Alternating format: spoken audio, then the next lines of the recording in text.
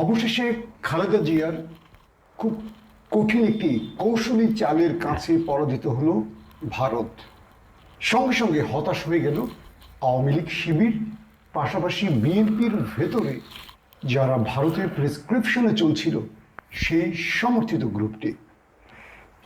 খালেদা জিয়া এই বয়সে এসে শেষ সময় কি চালটি দিলেন, আর সেই চালে এতগুলো পক্ষ একসাথে ধরাশায়ী হলো কি করে, পুরো ভিডিওতে জানাবো সেই বিষয়ে। প্রিয় দর্শক, আগামী 13 জুন শুক্রবার লন্ডনে তারেক রহমানের সাথে বৈঠক হচ্ছে বাংলাদেশের অন্তর্বর্তীকালীন সরকারের প্রধান প্রফেসর ডক্টর ইউনূসের সাথে। কিন্তু এই বৈঠকটি যাতে না হয় তার সব রকম চেষ্টা করেছিল ওপার। পাশাপাশি বিএনপির ভেতরে থাকা ওপারের প্রেসক্রিপশনে যে গ্রুপটি চলছে